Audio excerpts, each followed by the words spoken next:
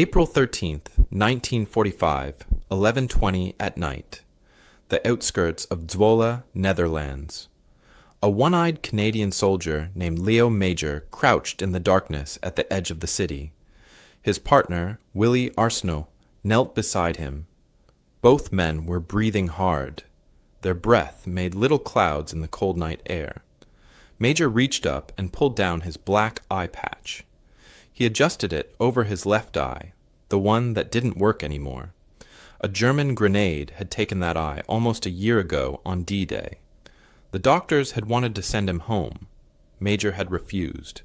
He told them one eye was enough to aim a rifle. Tonight, he would need to aim very carefully. He checked his weapons one more time. His Sten gun felt heavy in his hands. The metal was cold even through his gloves. He had 3 extra magazines in his coat pockets. Grenades filled every other pocket he had. More grenades sat in a canvas sack at his feet, 8 of them, maybe 9. He patted his chest, his sides, making sure everything was where he needed it. Willie did the same beside him. In the distance, they could hear German voices. Boots walked on cobblestone streets. Somewhere a truck engine rumbled. The sounds floated across the empty fields between them and the city. Major knew what those sounds meant. 88 German SS troops held Zwolle. The SS were Hitler's best soldiers. They were mean. They were well armed. And they were trapped inside a city with 50,000 Dutch people.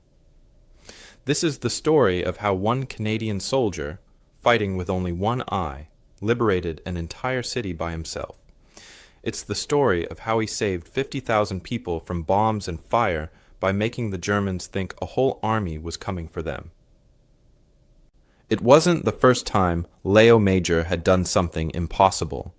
6 months earlier, he had captured 93 German soldiers all by himself in one night. But tonight would be different. Tonight would be bigger. And tonight, not everyone would make it home. The war was almost over. Everyone knew it. Adolf Hitler sat in his bunker in Berlin, watching his empire burn. The 1st Canadian Army was pushing through the Netherlands, freeing Dutch cities one by one. The Dutch people were starving. The Germans had taken all their food during the winter. 20,000 Dutch civilians had already died of hunger.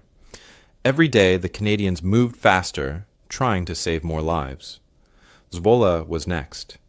The city sat at a crossroads. Important roads met there. Bridges crossed the river. Whoever controlled Zwolle controlled the roads east.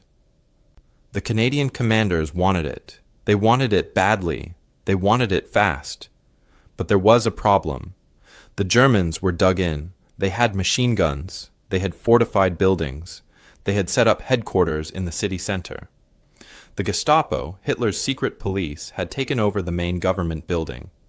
If the Canadians attacked straight on, hundreds of soldiers would die, maybe thousands. So the commanders had made a plan. At dawn, the artillery would start firing. Hundreds of big guns would pound Zwolle until the Germans ran or died. The shells would smash buildings. They would collapse walls. They would start fires. The city would burn, and the 50,000 people living there would burn with it. Unless someone could go in first and count the Germans. Unless someone could find out exactly where they were and how strong. Unless 2 men could sneak into an occupied city, gather information, and make it back alive before dawn. That's why Major and Willie were here. They had orders to scout, go in quiet, look around, count the enemy, get back by 3 in the morning. If they didn't report back, the artillery would fire. The commanders couldn't wait. The war was almost over, but it wasn't over yet. They had less than 4 hours.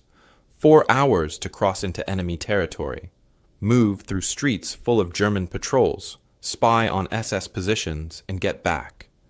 It should have been impossible, but Major had done impossible things before. He looked over at Willie. His friend's face was hard to see in the darkness, but Major knew he was scared. They were both scared. Only stupid men weren't scared.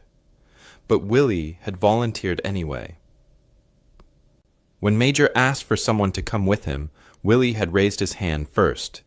That's what friends did. The night was cold, maybe just above freezing. A light rain had started to fall. The cobblestones in the city would be slick, dangerous, easy to slip. The rain made soft, pattering sounds on the ground. It would help hide the noise of their boots, but it would also make them cold. Cold made you slow. Slow made you dead. Major could see the dark shapes of buildings ahead. Zwolle was completely dark. No lights anywhere. The Germans enforced a strict blackout. No one could turn on a lamp. No one could light a candle. The city was a black hole in front of them. Somewhere in that darkness, 88 armed men waited. Men who would shoot first and ask questions never. The Germans were planning to blow the bridges when they retreated. They wanted to destroy everything useful before the Canadians arrived. That's what they always did. Burn it, break it, leave nothing behind. The Dutch people would be left with rubble and ash. Major felt the anger rise in his chest. He had seen what the Germans did. He had walked through French villages they'd destroyed. He had found bodies in Belgian towns. The Dutch had fed him, hidden him, risked their lives to help Canadian soldiers. Now, 50,000 of them were about to die because some general thought artillery was easier than sending men in. Unless 2 men could make a difference. Unless the impossible could happen one more time. Dawn was 6 hours away. The artillery commanders were probably checking their guns right now, loading shells, calculating distances. At first light, they would fire. The city would disappear under smoke and fire. Major stood up. Willie stood beside him. They looked at each other one last time in the darkness. No words. They had already said everything back at camp. They checked their weapons again. Major adjusted his eye patch. He touched the grenades in his pockets, heavy, ready.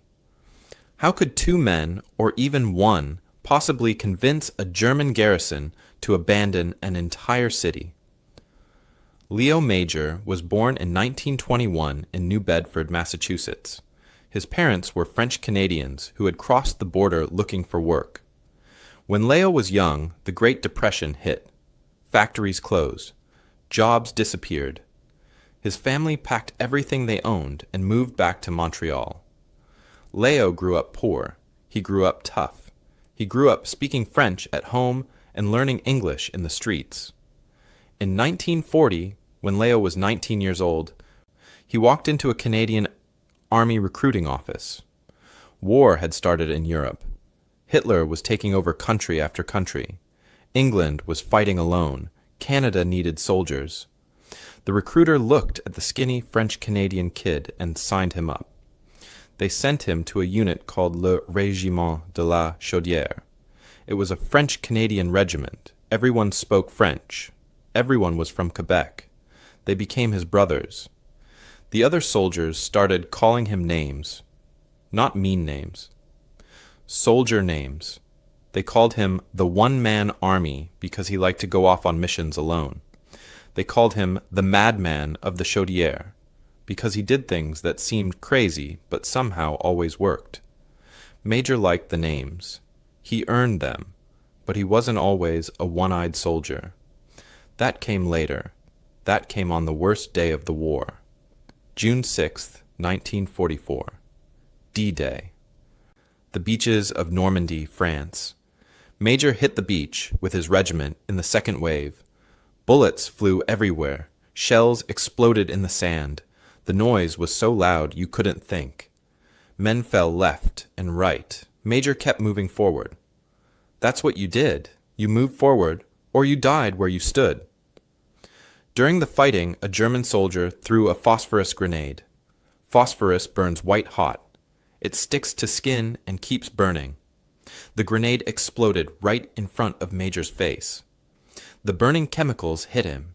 His left eye felt like someone had shoved a hot poker into it. The pain was worse than anything he'd ever felt. He screamed. He fell. Blood ran down his face. He couldn't see out of his left eye. He could barely see out of his right. Medics dragged him to the aid station. The doctors looked at his eye. They shook their heads.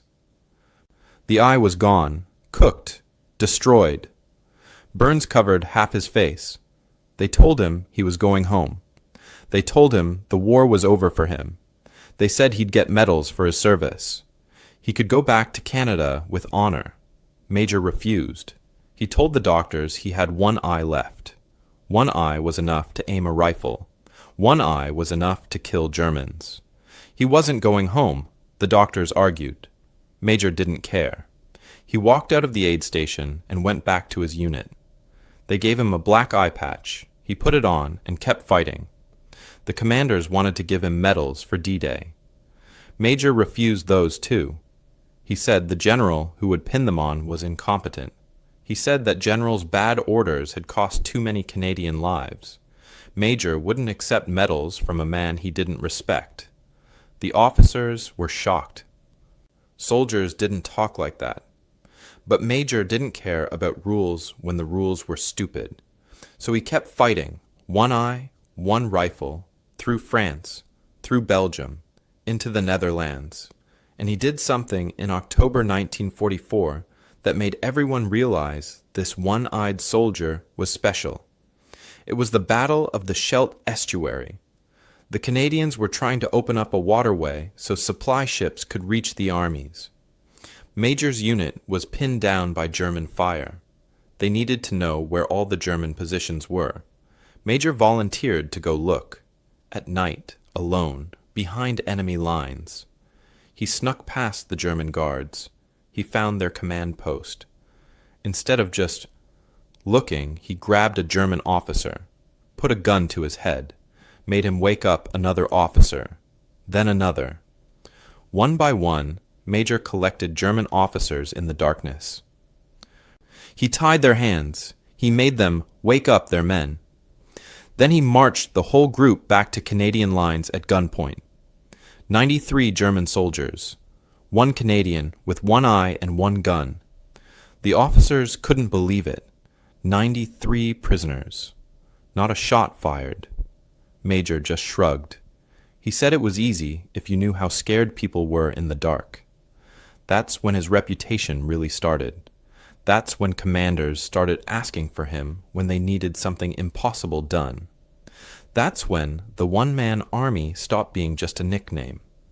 Now it was April 1945. The Netherlands was still suffering. The winter of 1944 to 1945 had been horrible. The Dutch people called it the Hunger Winter. The Hunger Winter. The Germans had taken all the food. They had blocked all the supply roads. Dutch families ate tulip bulbs to survive. They ate grass. They ate anything. 20,000 people had died of starvation. Children's stomachs were swollen from hunger. Old people just lay down and didn't get up again. The Canadian Army was racing to liberate the rest of the Netherlands. Every day mattered. Every hour meant more Dutch people might die. But going fast meant taking risks. It meant sending artillery instead of soldiers. It meant destroying cities to save time. That's why Major and Willie were here. Willie Arsenal was Major's best friend in the regiment. He was from New Brunswick, another French Canadian. They had fought together since Normandy. When Major asked for someone to volunteer for this mission, Willie's hand went up first. He didn't hesitate. He knew it was dangerous. He knew they might not come back. But that's what friends did. They went together into the darkness. Both men knew the odds were terrible. 2 men against 88 SS troops in a city they didn't know. In the dark, with a deadline. If they failed, 50,000 people would wake up to artillery shells crashing through their roofs. If they died, no one would even know until dawn. Major checked his watch. 11:20 p.m., time to move. He looked at Willie one more time. His friend nodded. They started walking toward the dark city ahead. Major and Willie crossed into Zwolle at 11:30 p.m. They moved slowly, carefully, staying close to the walls of buildings. The city was completely dark. No moon tonight, no stars. Just thick clouds and that cold rain coming down. Their boots made soft sounds on the wet cobblestones. Every sound seemed too loud. Every breath seemed too loud. The streets were narrow, really narrow. Medieval narrow. Buildings pressed close on both sides. In some places, Major could reach out and touch walls on both sides at once. The streets twisted and turned like a maze, perfect for ambushes, perfect for getting lost, perfect for dying. The temperature was just above freezing, maybe 35 degrees. The rain made it feel colder. Water dripped from rooftops. It ran in little streams between the cobblestones. Major's uniform was getting wet. The cold was starting to seep into his bones. He ignored it. Cold was just a feeling.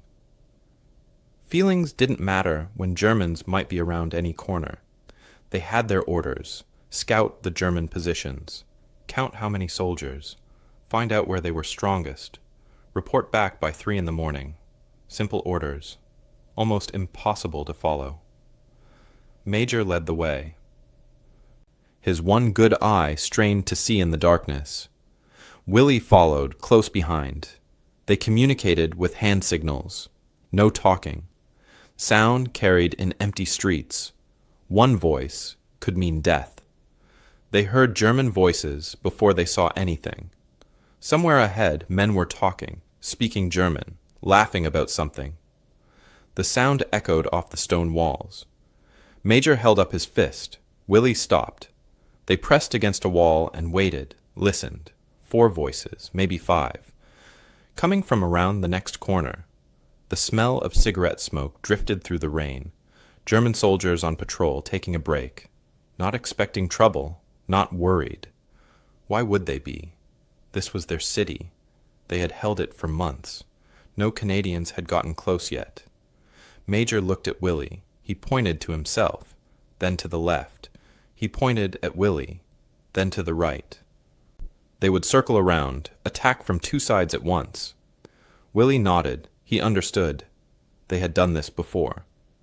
Major crept forward. His finger rested on the trigger of his Sten gun. He reached the corner, peeked around. 4 German soldiers stood in a doorway, trying to stay out of the rain. They had propped their rifles against the wall. They were smoking, relaxed, not ready. Major stepped around the corner. Willie stepped out from the other side at the same moment. The Germans didn't even have time to reach for their guns. Major and Willie fired. The sound was huge in the narrow street, like thunder crashing between the stone walls. The 4 Germans went down in seconds, just collapsed in the doorway. But the noise, oh, the noise. Gunfire echoed through the whole city. Dogs started barking. Somewhere in the distance, a whistle blew. German voices shouted in alarm. Boots started running on cobblestones. They were coming. Major and Willie ran. They ducked into an alley, turned down another street. The city was a maze, but that was good now. The Germans didn't know where the shots came from. They were searching everywhere. Major and Willie kept moving, putting distance between themselves and the dead patrol. They ran for 5 minutes, then 10. Finally, they stopped in a dark alley to catch their breath. Major checked his watch. Midnight. They had been in the city for 30 minutes. They'd killed 4 Germans, but now the whole garrison was alert. Every soldier in Zwolle would be looking for them now. Willie leaned against the wall, breathing hard. Major was about to signal they should keep moving when he heard it. Boots, close, too close. Coming from the street they'd just left. He grabbed Willie's arm, started to pull him deeper into the alley. But the Germans were already there. They came around the corner fast. A whole patrol. 6 or 7 men. They had a machine gun. The machine gun opened fire before Major could react. The muzzle flash lit up the alley like lightning. Bullets hit the wall behind them, hit the ground. Hit Willie. Major saw his friend jerk backward. Once. Twice. 3 times. Willie's eyes went wide. He tried to say something, but no words came out. He slid down the wall and sat hard on the ground. His rifle clattered on the cobblestones. Major fired back. He emptied his entire magazine at the Germans. They scattered, diving for cover. In that moment, Major dragged Willie into a doorway. He pulled him close. Willie's chest was covered in blood. Dark blood. Too much blood. Willie looked up at Major. He tried to smile. He opened his mouth. Then his eyes went somewhere else, somewhere far away. He stopped breathing, just like that. One moment he was there. The next moment he wasn't. Major crouched there in the dark doorway, holding his dead friend. The rain kept falling. German voices shouted nearby. They were organizing, searching, coming closer. Major should run. He should go now, before they found him. That's what his training said. That's what made sense. But something broke inside him. Or maybe something focused. Willie was dead. His best friend since Normandy was dead in his arms. And for what? So the generals could fire their artillery at dawn? So they could destroy this city and everyone in it? Major laid Willie down gently. He closed his friend's eyes. Then he checked his weapons. 3 magazines left for his Sten gun.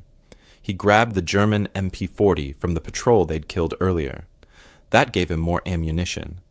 The sack of grenades was still there. 8 grenades. Maybe enough. He looked toward the city center, toward where the German headquarters would be, toward where 88 SS troops thought they were safe. Major made a decision right there in that doorway with his dead friend at his feet. He wasn't going back to report. He wasn't going to let the artillery destroy this city. And he wasn't going to let Willie die for nothing. He was going to take this city himself. All of it. Alone. It was insane. It was impossible. It was suicide. But Major was beyond caring about possible or impossible. He checked his watch one more time. 12:20 a.m. He had until dawn.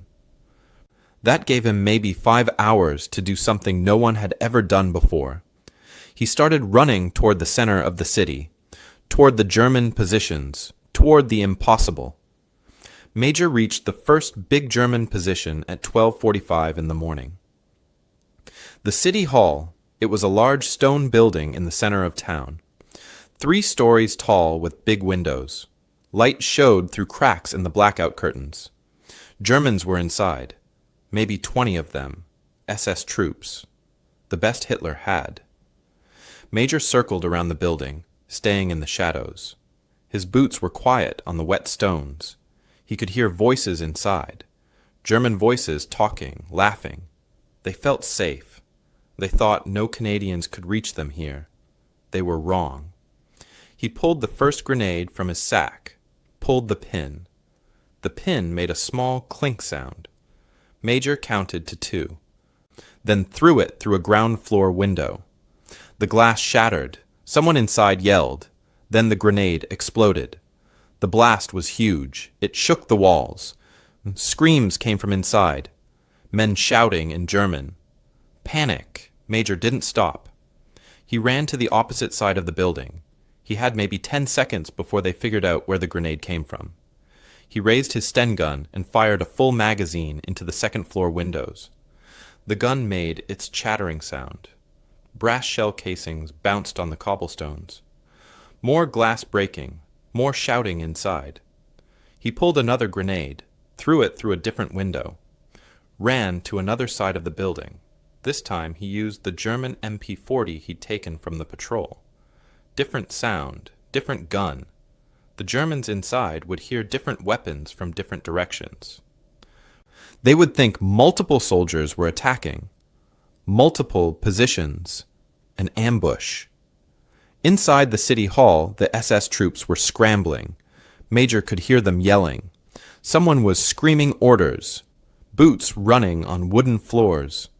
They were trying to figure out what was happening, how many attackers, where they were coming from. In the darkness and chaos and smoke, they couldn't tell it was just one man. Major kept moving, never staying in one place, throw grenade, run, fire gun, run, throw grenade, run. He circled the building 3 times in 5 minutes. The Germans inside probably thought 20 men were attacking them. Maybe more. Then Major did something crazy. He started shouting, in English, loud. "Second platoon, move left," he yelled. Then he ran to another position. "Third squad, covering fire." Different voice. Different direction. He made it sound like he was giving orders to other soldiers. Soldiers that didn't exist. Inside, a German radio operator was talking frantically into his radio. Major could hear him through the broken windows. "Under attack! Heavy attack! Multiple positions! Send help!" The panic in his voice was real. Major checked his grenades, 4 left. He needed to save some for other targets. He fired one more burst from the Sten gun, then melted back into the darkness. Behind him, the city hall was in chaos. Germans running everywhere, none of them following him. They were too busy trying to defend against an attack from multiple directions that wasn't happening. Major ran through the dark streets toward his next target, the Gestapo headquarters, the SS command building. This was the most dangerous place in the city, the most heavily defended. The meanest Germans were there, but if he could hit them, if he could make them panic too, the word would spread. The whole garrison would start to crack. It was 1:30 in the morning when he reached the building. It was 3 stories tall, narrow, built of old brick, 1 front door, guards outside. Major couldn't attack from the front, too exposed, too defended. He went around to the back, found a fire escape. Metal stairs going up the outside of the building. He climbed slowly, carefully. The metal was wet and slippery, rain kept falling. His hands were cold. He climbed to the 3rd floor, found a window, looked inside. He could see a hallway, doors on both sides. Officer quarters. The top SS men slept here. Major pulled a grenade, smashed the window with his gun barrel, threw the grenade in. He didn't wait to see what happened. He was already climbing down the fire escape as fast as he could. The grenade exploded above him. The blast was muffled by walls, but he felt the building shake. Glass rained down. Men started screaming. He jumped the last 6 feet to the ground, ran to the front of the building. The guards at the front door were confused, looking up, trying to figure out what the explosion was. Major came around the corner and shot them both. Before they could react, they fell in the doorway. Germans started pouring out of the building, running from the fire and smoke inside. Major was waiting for them. He fired from the side, from the shadows. The Germans scattered. Some fell. Others ran in every direction. An SS officer in his undershirt stumbled out, trying to understand what was happening. Major shot him too, grabbed his Luger pistol, grabbed papers from his pockets. Then he ran around to the back again. He found German fuel cans stored near the back door, gasoline for their vehicles. He emptied 2 cans through the broken ground floor windows, lit a match, threw it in. The gasoline caught with a whoosh. Flames climbed the walls inside. Now the building was really burning. Black smoke poured from every window. Germans kept running out, coughing, trying to escape. Major watched from across the street. The Gestapo headquarters was on fire. Flames lit up the whole area. The fire would be visible from across the city. Every German position would see it. They would know something terrible was happening. And that's when the cascade started. German positions across Zwolle had heard the explosions. They'd heard the gunfire. Now they saw the fire, their headquarters burning. Radio messages flew back and forth, panicked voices.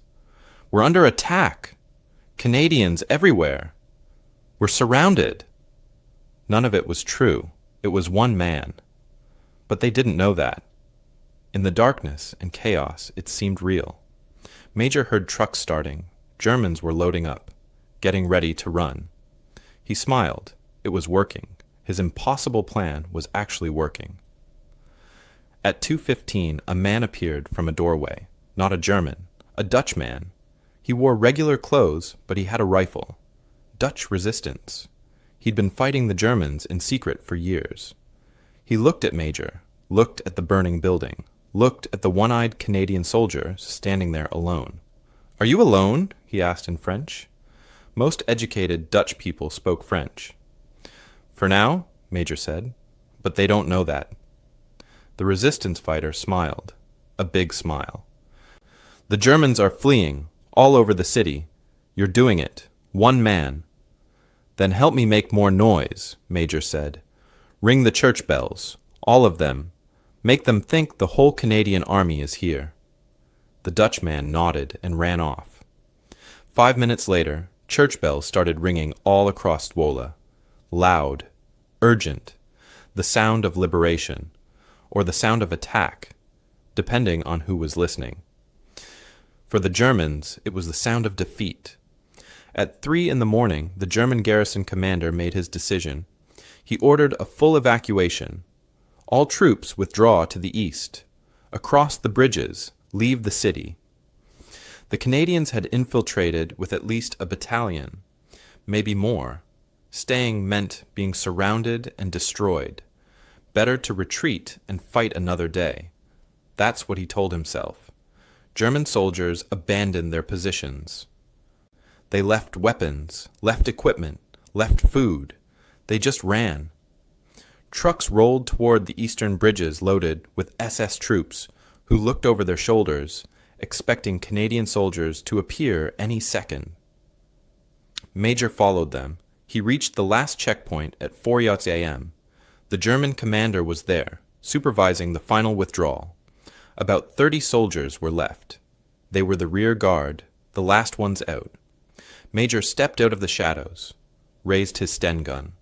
The commander saw him, saw the eye patch, saw the Canadian uniform. He put his hands up. He was tired. He was beaten. He didn't want to die. "Tell them to put down their weapons," Major said in his rough German. The commander did. 30 German soldiers dropped their rifles, put their hands up. The sun was starting to come up. First light in the east. The sky was turning gray.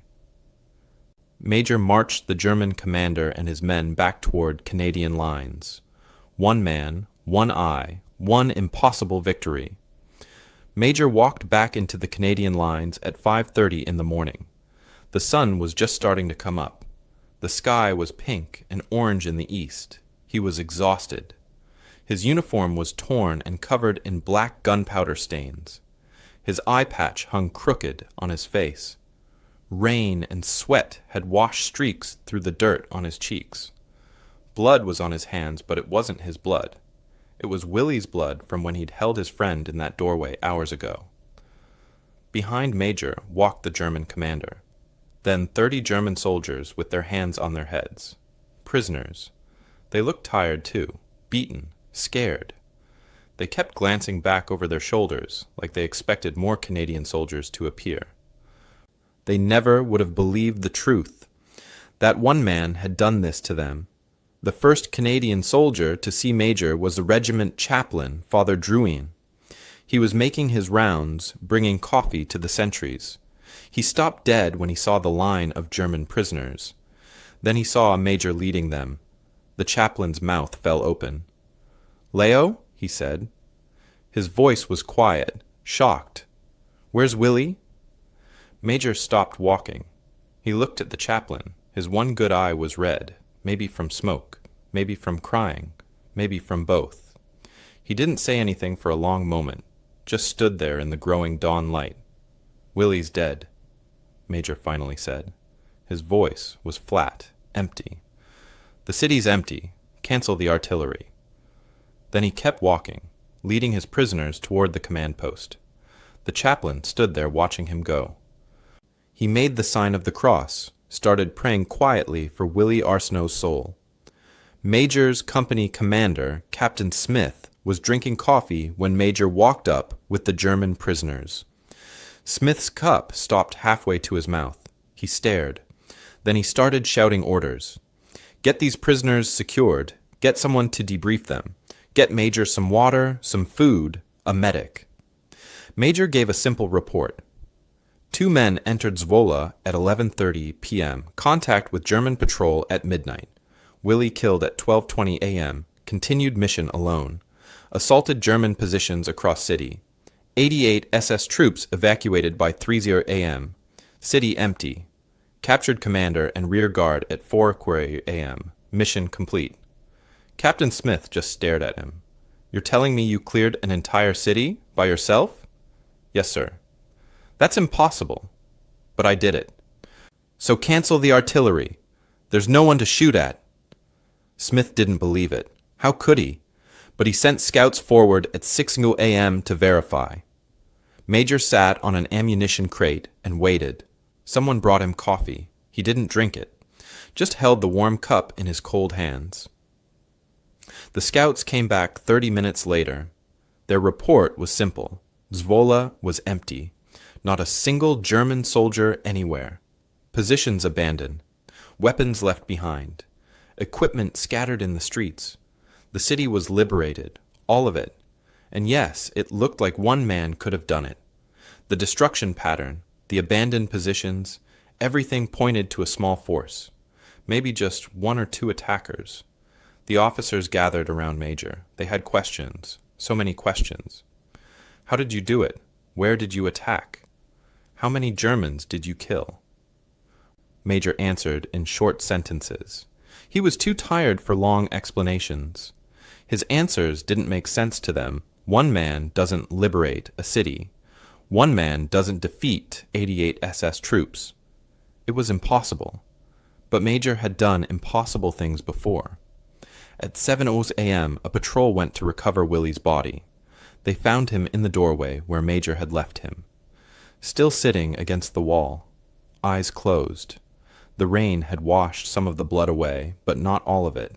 He looked peaceful, like he was sleeping. But he wasn't sleeping. He was 22 years old, and he was dead. They brought him back on a stretcher covered with a blanket. Major was there when they carried him past. He stood up, didn't salute, just stood there watching his friend go by. Someone asked if he wanted to say anything. Major shook his head. He didn't speak for the next 3 hours. Just sat on that ammunition crate staring at nothing. Dutch resistance fighters came to the Canadian lines around 8:00 a.m. They told the same story. One Canadian soldier had attacked the Germans all night, made so much noise it sounded like a whole company. The Germans panicked and ran. The resistance had helped by ringing church bells, but the Canadian had done the real work, alone. The resistance counted the German dead in the streets. 11 SS soldiers killed, all by Major's guns and grenades, and the civilians? 0 dead, not one. 50,000 people lived in Zwolle. They woke up that morning to silence. The Germans were gone, just gone, like ghosts that disappeared in the night. Children came out to play in the streets. Old people cried. Women hugged each other. The city was free, and not one building had been destroyed by artillery. If Major hadn't gone in, if he had just reported back like he was supposed to, the artillery would have started firing at dawn. Hundreds of shells, maybe thousands. The city would have burned, buildings would have collapsed, people would have died in their beds, in their basements, in the streets trying to run. Maybe 2,000 dead, maybe 3,000. No one knows for sure. But Major had saved them all.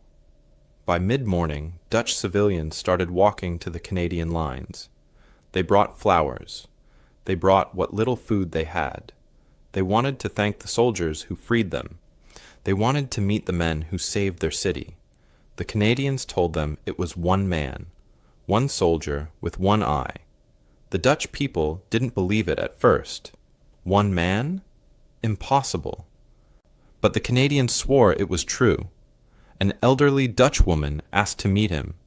They brought her to where Major sat. She looked at him, at his eye patch, at his dirty, torn uniform, at his empty face. She started crying. She hugged him, said something in Dutch. he didn't understand. The translator said she was thanking him for saving her grandchildren. Major just nodded, didn't say anything. Captain Smith filed a recommendation for the Victoria Cross. That's the highest medal the British Commonwealth gives. It's for incredible bravery, for doing things that seem impossible. Major definitely qualified. But when Smith told him about the recommendation, Major refused. "I don't want it," he said. "Leo, you earned it. You saved 50,000 people." "I don't care. That general you want to give it to me, he's incompetent. His orders got too many of our men killed. I won't accept a medal from him." Smith tried to argue. Major wouldn't budge, so they gave him the Distinguished Conduct Medal instead. That's the second highest decoration. Major accepted it. Barely. He didn't wear it. Shoved it in his pocket and forgot about it. The German commander was interrogated that afternoon. The intelligence officers asked him questions. "How many Canadians attacked you?" The commander said at least 100, maybe more. A full company for sure.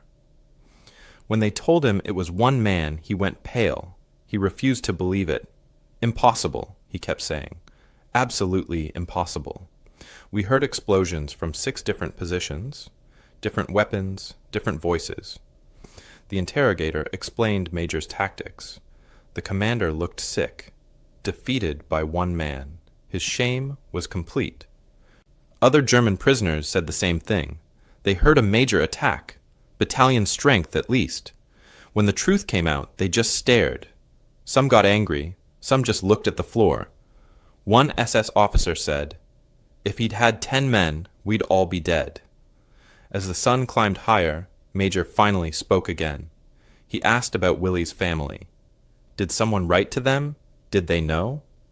Captain Smith said yes. A letter was being sent to Willie's wife in New Brunswick. She had a baby daughter, 9 months old. She'd never really know her father now.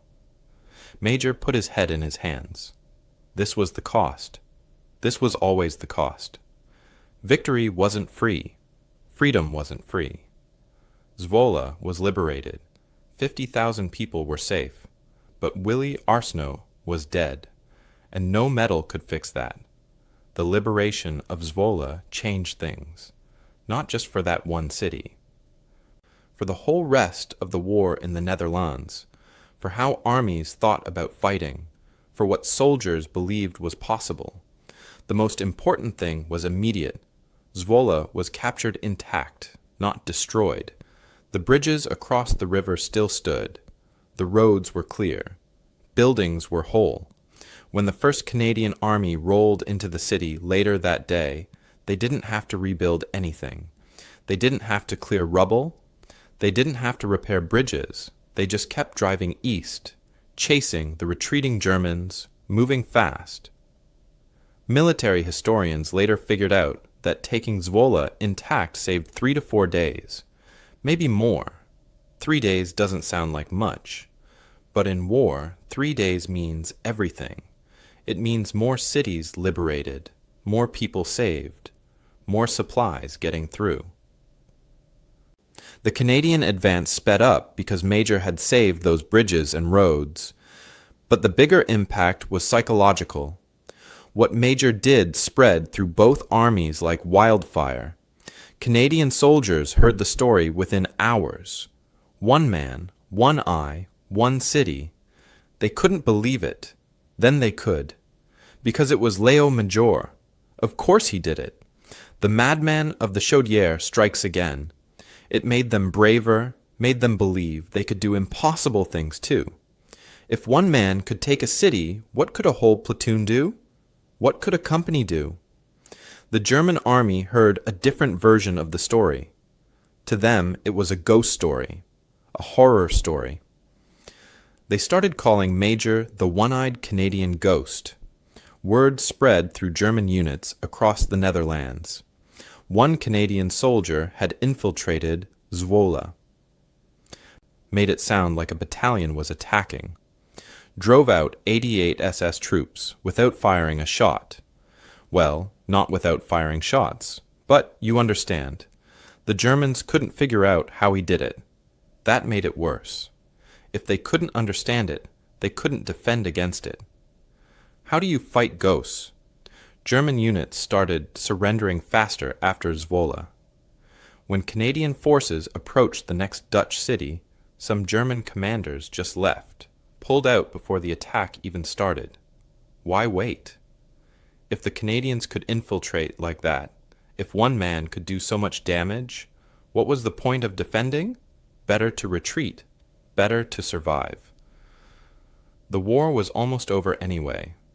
Some German officers actually cited Zwolle in their reports when they ordered retreats. We cannot risk another Zwolle situation. They wrote that. Put it in official documents. One man's action became a reason for entire garrisons to abandon positions.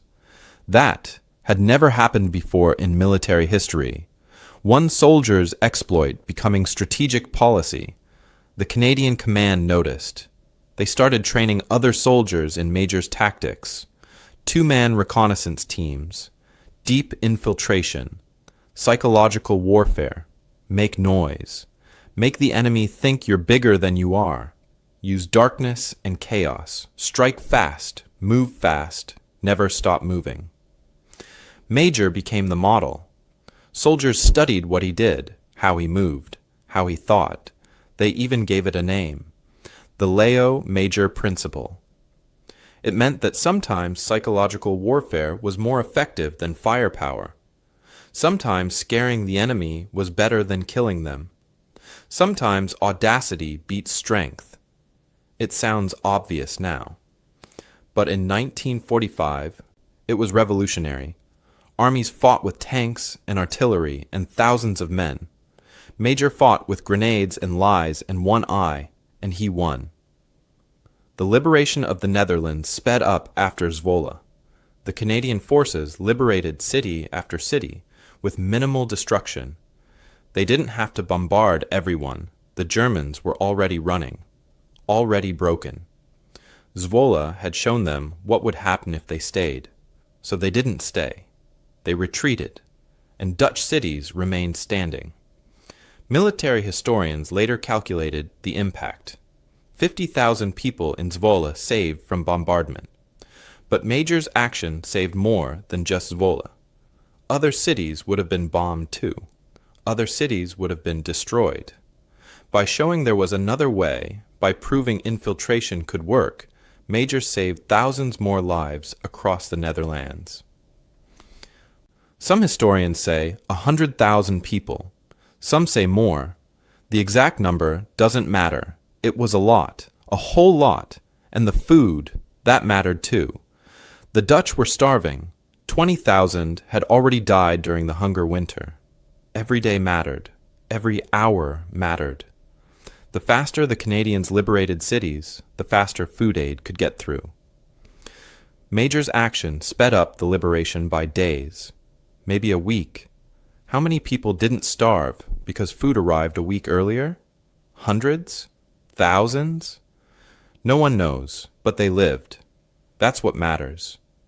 The story reached the highest levels. British Field Marshal Montgomery heard about it. Montgomery had commanded millions of men in World War II. He'd seen everything. He called Zwolle the most improbable victory I've witnessed. Coming from Montgomery, that meant something. He'd seen D-Day. He'd seen the Battle of El Alamein. He'd seen it all. And this impressed him. American General Eisenhower's staff requested a full report. They wanted to know exactly what happened, exactly how Major did it. They wanted to see if it could be repeated, if it could be taught. The report went all the way to Eisenhower's headquarters in France. The supreme commander of all Allied forces in Europe read about a one-eyed Canadian corporal who took a city alone. The Soviets didn't believe it at first. They thought it was Western propaganda. One man takes a city, ridiculous, impossible, capitalist lies. But then they captured German records during their advance into Germany. The records confirmed everything. The German reports matched the Canadian reports. The Soviets had to admit it was true. Even they were impressed. and the Soviets didn't impress easily. After the war, military schools studied Zwolle. The Canadian Forces Staff College made it a case study. Officers analyzed what Major did. They taught it to new lieutenants and captains. This is what initiative looks like. This is what audacity can achieve. NATO Special Forces studied it too. Even today, elite soldiers learn about Léo Major and what he did in Zwolle. The Germans studied it too, but for different reasons. German military historians analyzed it as a disaster, as a failure, as a cautionary tale. Their conclusion was simple. The garrison commander should have verified the attacker strength before retreating. He panicked. He assumed. He didn't send scouts to check. That was his mistake. But the German analysts also admitted something else. Major's tactics were brilliant. He exploited every German fear. Fear of encirclement, fear of being cut off, fear of dying in a war that was already lost. He understood psychology. He understood what scared men do, and he used that knowledge like a weapon. German training manuals after the war emphasized one lesson from Zwolle. Verify before you withdraw. Don't panic. Don't assume. Check the facts. But everyone reading those manuals knew the truth. In darkness and chaos, verification is hard, sometimes impossible, and sometimes audacity wins before verification can happen. The war in Europe ended 24 days after Zwolle, April 14th to May 8th, less than a month. Major's action came near the end, but it mattered. Those 24 days mattered to the Dutch people still starving, still dying. Every day of freedom was precious. Every day without German occupation was a gift.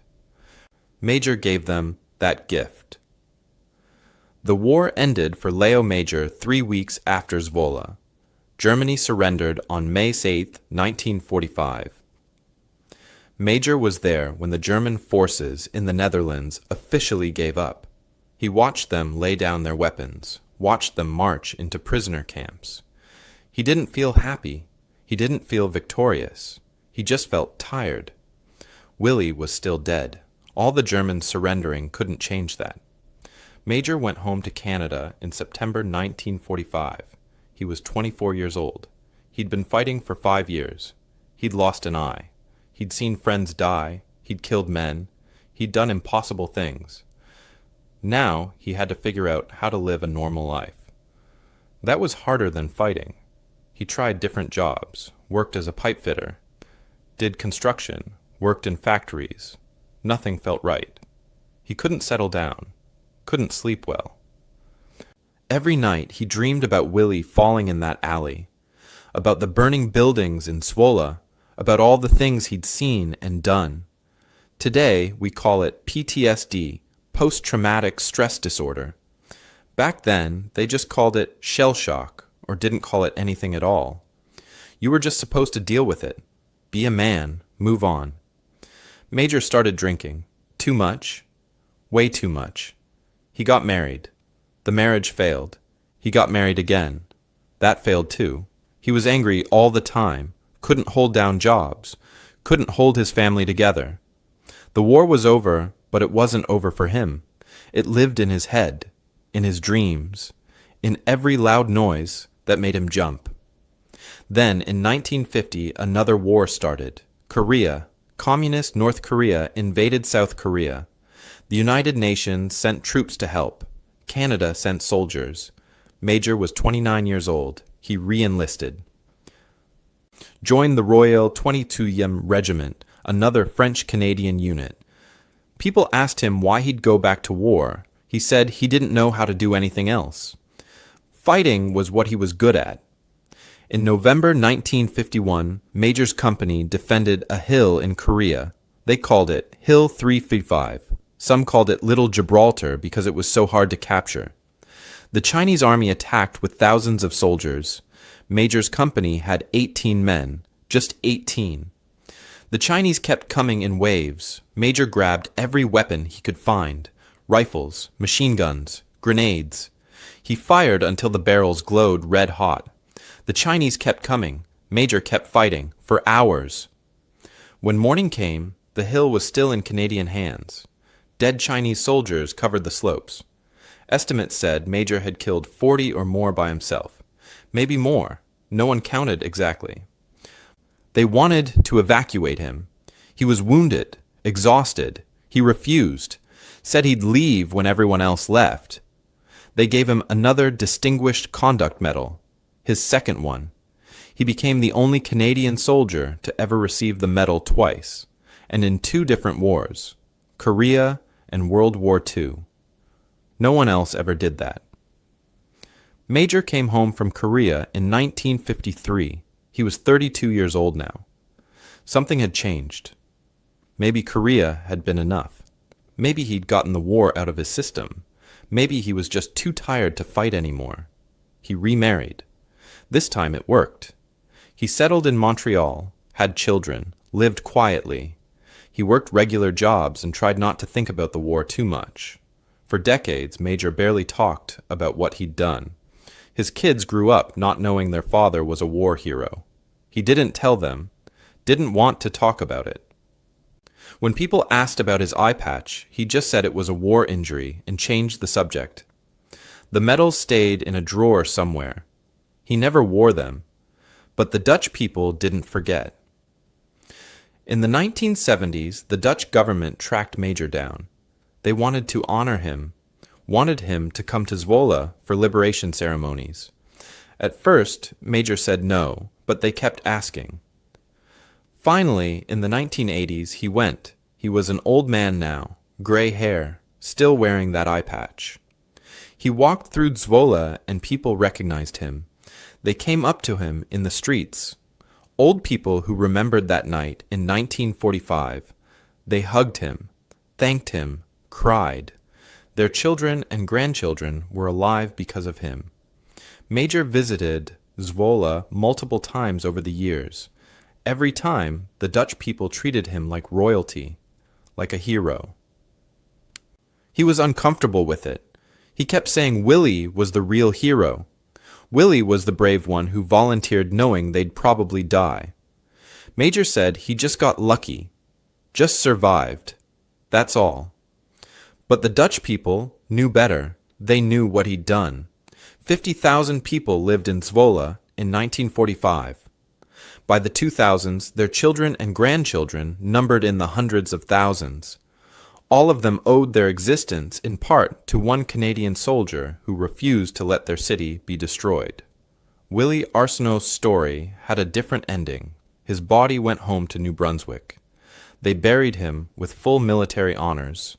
His wife received his medals. His daughter grew up with a photograph of her father in his uniform. She never really knew him. She was 9 months old when he died, but she knew he'd died liberating a Dutch city. Died trying to save people.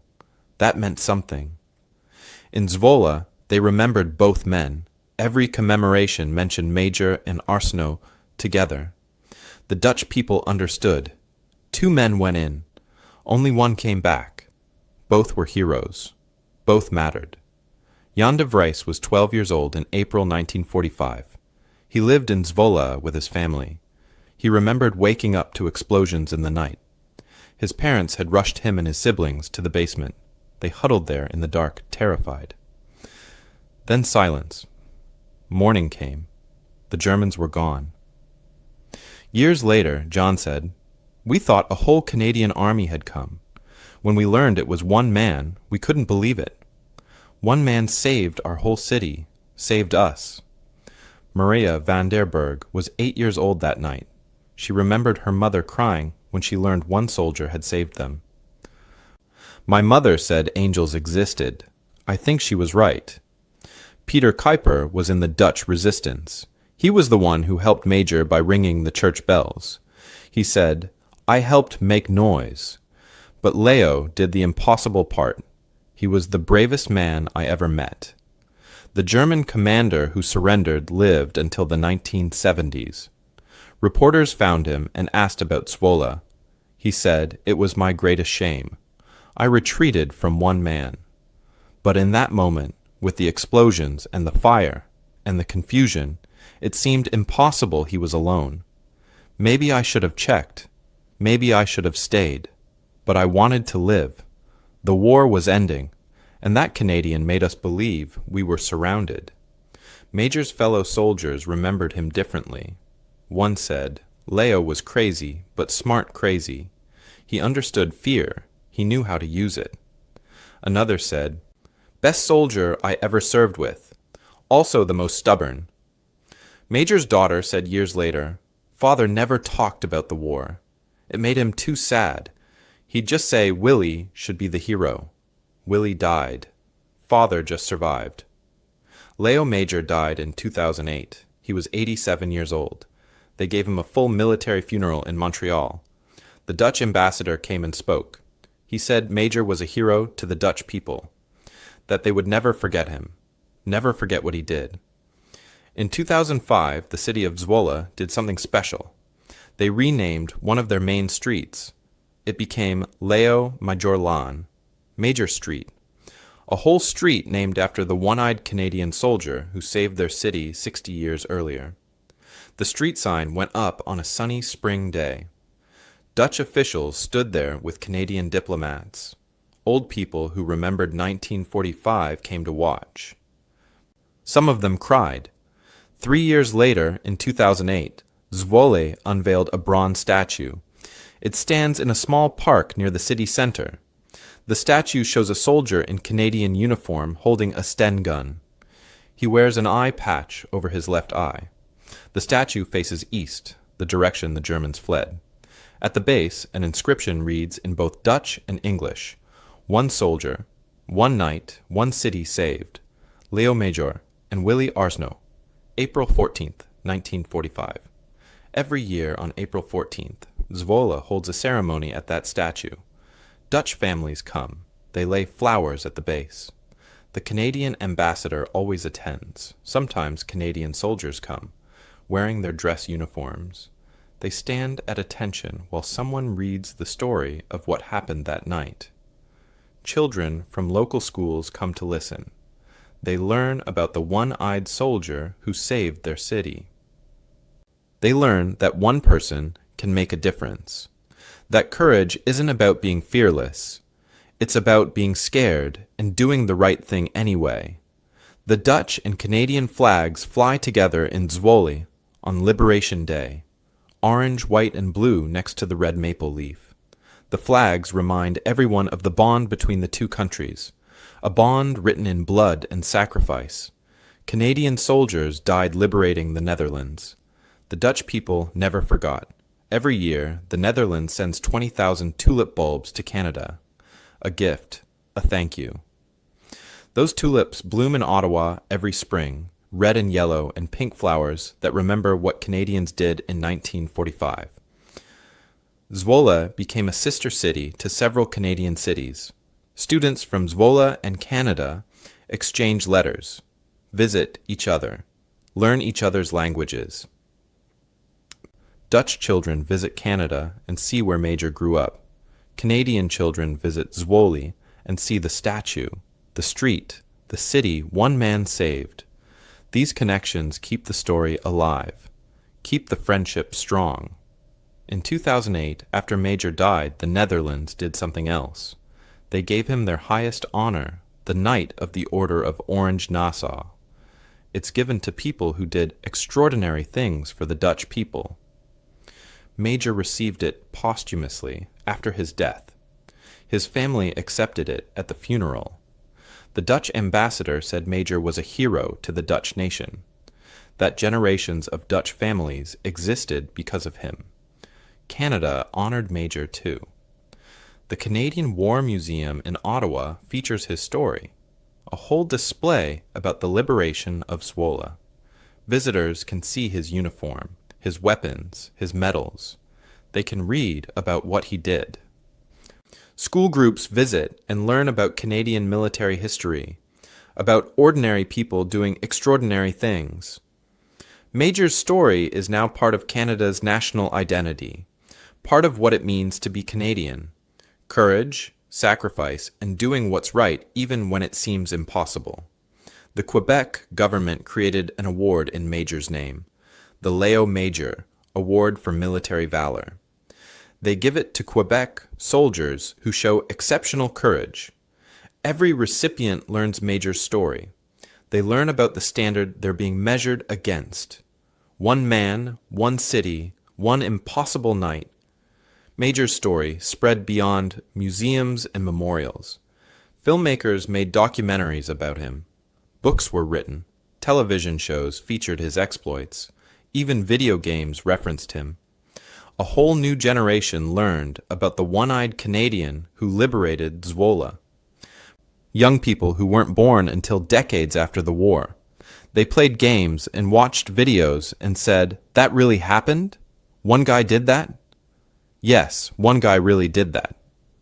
Military schools around the world still study what Major did. Special forces units analyze his tactics, the psychological warfare, the audacity, the understanding of fear and how to use it. Modern soldiers train in infiltration techniques that Major invented. They learn that sometimes creativity beats firepower, that sometimes one determined person can achieve what an army cannot. The deeper meaning of Zwolle isn't just about military tactics. It's about what humans can do when everything is on the line. Major lost his best friend. He was alone in enemy territory. He could have gone back, reported Willie's death, let the artillery do its work. No one would have blamed him. That was the safe choice, the reasonable choice. But he didn't take it. He took the impossible choice, the crazy choice. He decided that 50,000 lives mattered more than his own safety, that Willie's death had to mean something, that he couldn't let those Dutch families die without trying everything, even something that shouldn't work. And somehow it worked. 50,000 people woke up on April 14th, 1945, and they were free. Their city stood intact. Their homes weren't rubble. Their children weren't dead. Because one soldier decided to try the impossible. The story raises questions. Would Major have attempted it if Willie hadn't died? Probably not. The grief, the rage, the desperation, that's what pushed him forward. Sometimes tragedy creates transformation. Sometimes loss creates action. Willie's death saved a city. That's hard to think about, hard to accept. But it's true. Was Major crazy or brave? Maybe both. Maybe there's no difference when bullets are flying and friends are dying. Maybe sanity is knowing when to be a little insane, when to ignore the odds and the rules and just do what needs doing. How many other impossible victories never happened because no one tried? How many cities were destroyed because no soldier thought to do what Major did? We'll never know. But Zwolle stands as proof that trying matters, that audacity can win, that one person really can change everything. In 2006, 2 years before he died, Major gave an interview. He was 85 years old, still wearing his eye patch. His hand shook a little when he talked. A reporter asked him why he did it. Why risk everything for a city full of strangers? Major was quiet for a long time. Then he said, "I wasn't thinking about being a hero. I was thinking about Willie, about those Dutch families sleeping in their homes, about how much I hated the Germans for all of it. Sometimes you're so angry, so sad, you just do things, and somehow it works." The reporter asked if he was proud of what he did. Major shook his head. Willie was the hero. He volunteered knowing we'd probably die. I just got lucky. I survived. He didn't. That's what I think about. At Major's funeral in 2008, a Dutch woman spoke. She was in her 70s. She'd been a child in Zwolle in 1945. She said, "Mr. Major saved my parents that night," which means he saved me, and my children, and my grandchildren. One man's night of violence gave life to thousands of people who wouldn't exist otherwise. How do you thank someone for that? You can't. You just remember. You tell the story. You make sure no one forgets. Every April 14th, the sun rises over Zwolle, Netherlands. Light touches the bronze statue of the one-eyed soldier. Dutch children on their way to school pass by. Some stop to look. Some read the inscription. Some ask their parents who this soldier was. And the parents tell them. They tell them about the night in 1945, about the Canadian who saved their city, about courage and sacrifice and doing the impossible. The statue stands there, facing east holding his rifle, ready, watching, remembering, a permanent reminder that one person can change the world, that sometimes all it takes is someone willing to try, that heroes don't always wear capes or command armies. Sometimes they wear eye patches and carry grenades and refuse to give up even when everything says they should. And beside that statue, every spring, tulips bloom, red and yellow and pink, beautiful flowers growing in soil that could have been rubble, in a city that could have been ash, but isn't, because of Léo Major, because of Willie Arsenault. Because sometimes, just sometimes, the impossible happens,